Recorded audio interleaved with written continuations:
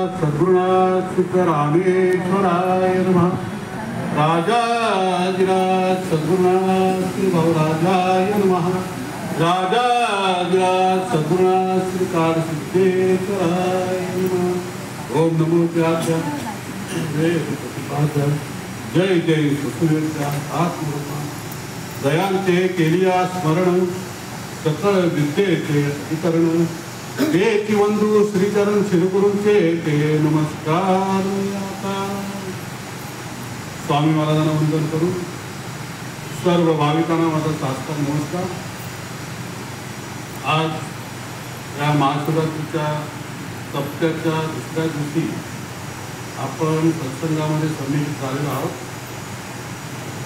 समर्थांचा आजचा समाज आहे जागृतांचा श्रोते स्तवन। काल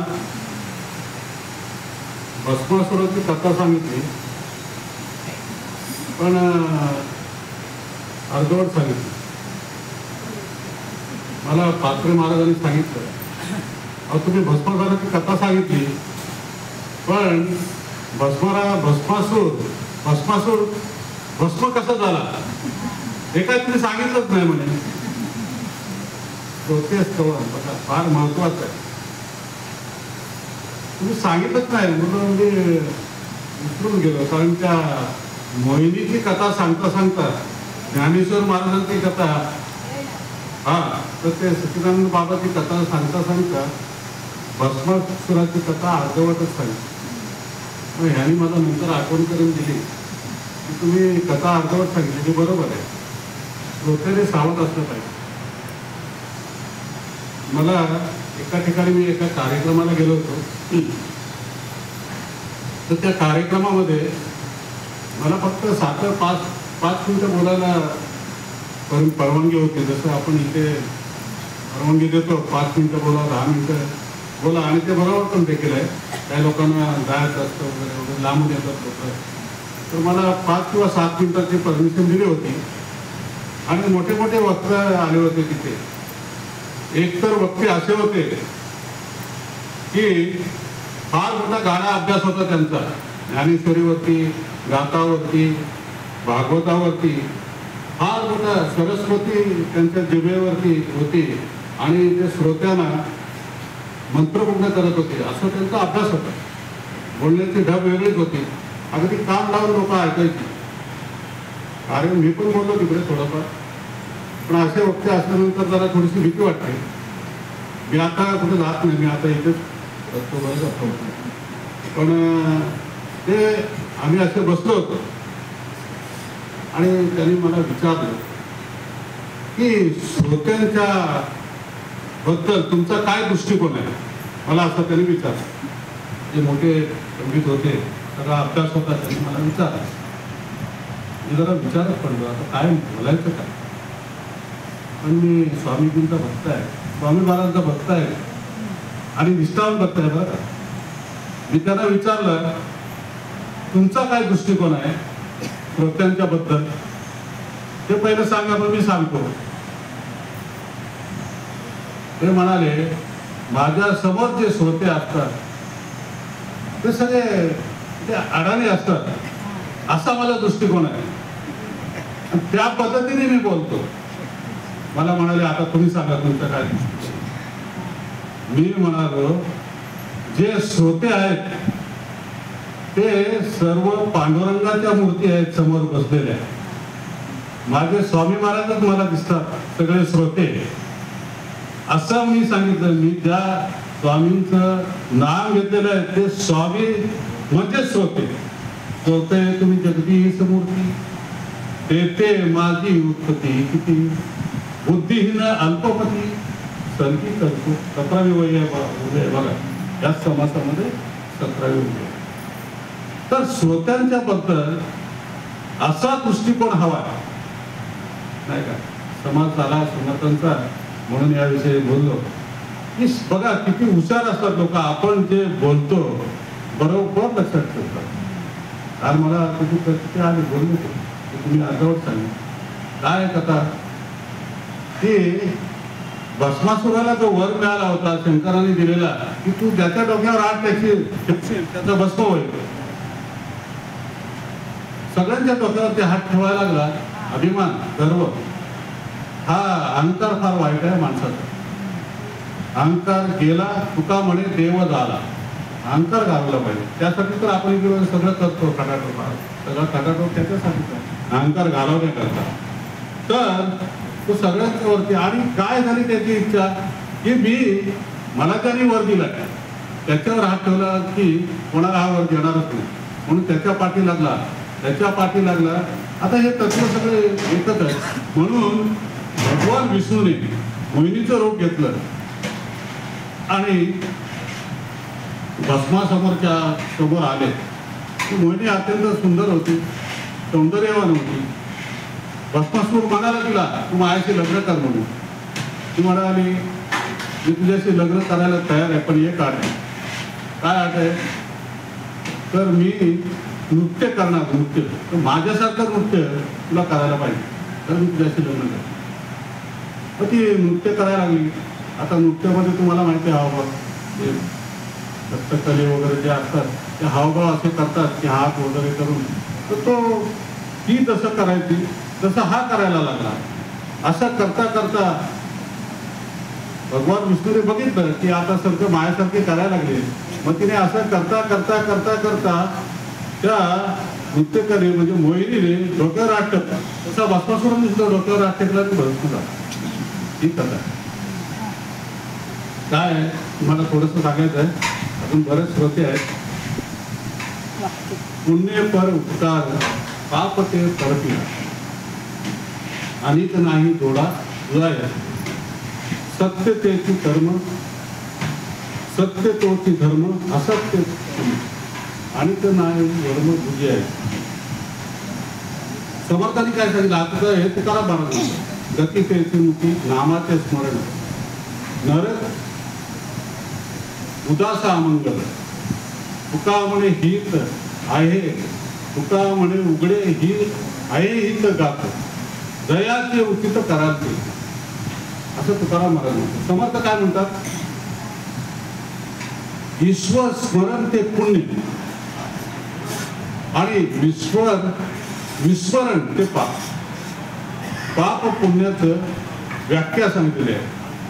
कृतज्ञ ते पाप, कृतज्ञता ते पुण्य, अशी पाप पुण्याची व्याख्या. पाप आणि पुण्य. पुण्य तुम्ही सत्कर्म केलं तर तुमच्या पदरी पुण्य पडेल, आणि तुम्ही दुसऱ्याला पीडा केली, पाप केलं तर तुमच्या पदरात पापच पडणार. परोपकार केला तर पुण्य. परोपकार म्हणजे काय? साधारणपणे बाहेर तर जाऊ दे, पण आपल्या मठामध्ये बघा इतकी सेवा होते. कोणता मोबदला मिळतो? आता साफसफाई आहे. कोल्हापूरला बघा, आम्ही ज्या वेळेला सेवा करायला जायचो त्यावेळेला काही लोक 3-4ला उठायचे. आणि मला वाटतं मिरगालांना माहिती आहे बरोबर, मिरगाल तिथे बसलेले ते गोविंद मोरे, ते ग्रंथ वाचतात ते नव्हे, ते दुसरे. नंतर जुन्या लोकांना काहीतरी माहिती आहे. ते सकाळी 3:30-4ला उठून ते पहिलं मठाच्या समोर कशी टॉयलेट असते, ते सकाळी 3:30-4ला उठून टॉयलेट साफ करायचे सगळे, पाणी वगैरे सगळं मारून काढली सेवा. आपल्या मठामध्ये सुद्धा ते सेवा करतात. सेवा करणाऱ्याला काय मोबदला पगार वगैरे काय मिळत नाही. फार बनवतात.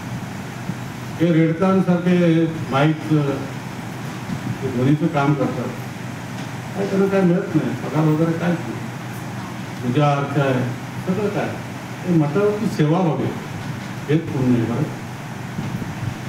तुम्ही पुण्य करा, म्हणजे हे तुम्ही सत्कर्म कराल तर पुण्य प्राप्त होईल. तुम्ही दुष्कर्म कराल तर तुम्हाला पाप प्राप्त होईल.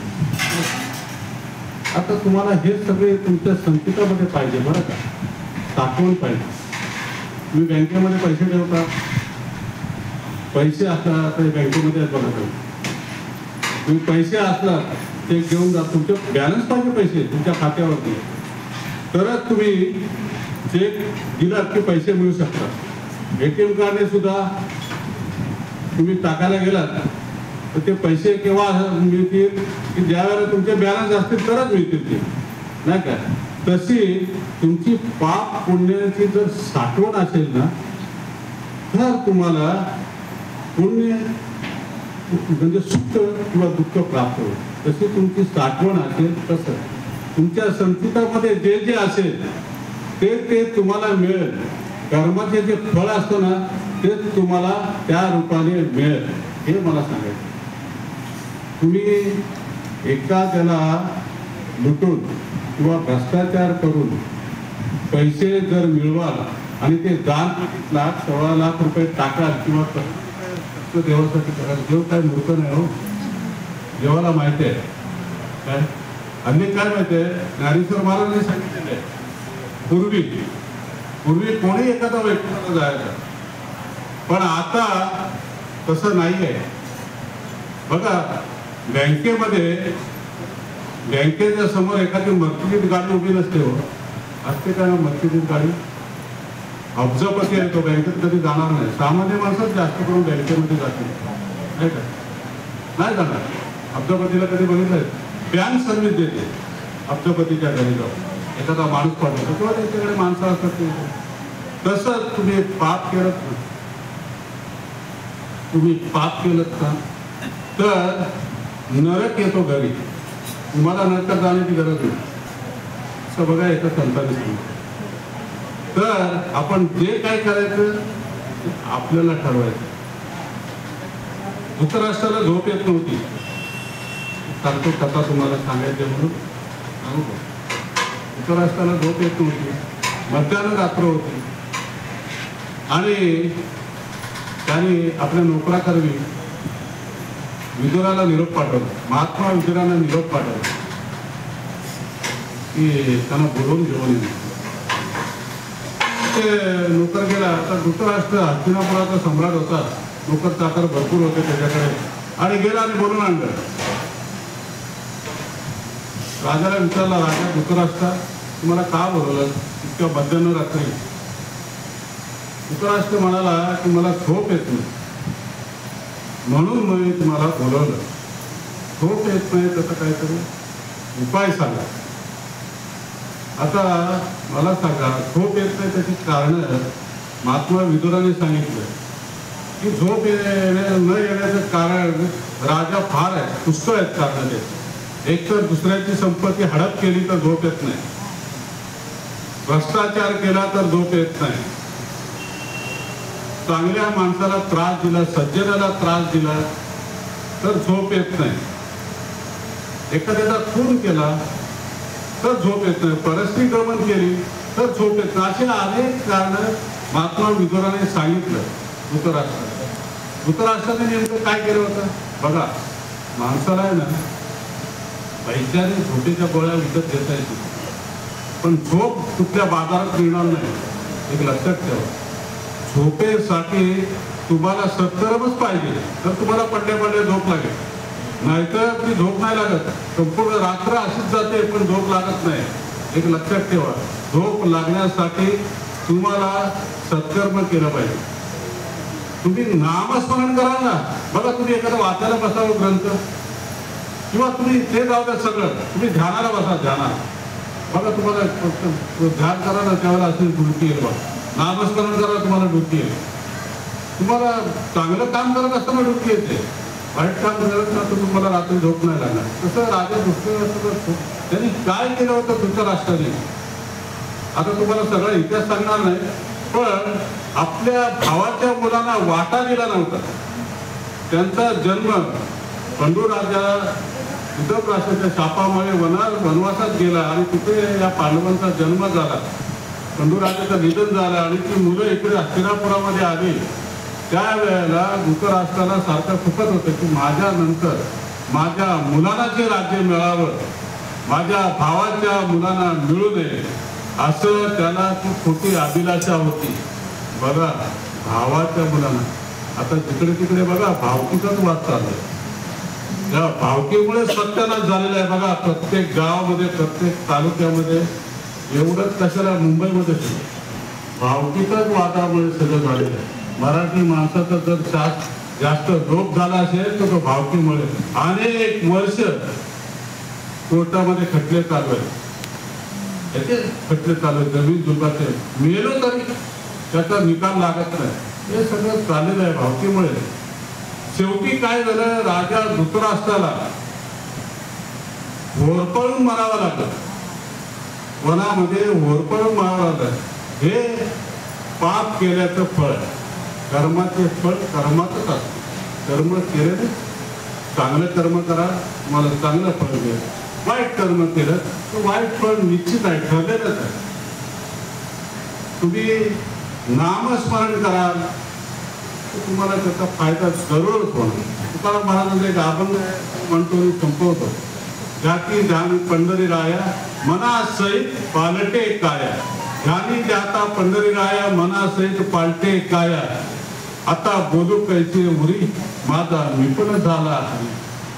चित्त चैतन्य पडली मिटी, चित्त चैतन्य पडली मिटी, दिसे हरिरूप आपली सृष्टी. तुका म्हणे सांगू काय, दिसे हरिरूप आपली सृष्टी. तुम्हाला सर्वांना या सत्संगाच्या निमित्ताने सुख शांती समाधान आरोग्य ऐश्वर्य आनंद मिळावा ही सद्गुरु चरणी प्रार्थना. राजाधिराज सद्गुरुनाथ सिद्धरामेश्वराय नमः. राजाधिराज सद्गुरुनाथ श्री भावराजाय नमः. राजाधिराज सद्गुरुनाथ श्री कालसिद्धेश्वराय नमः.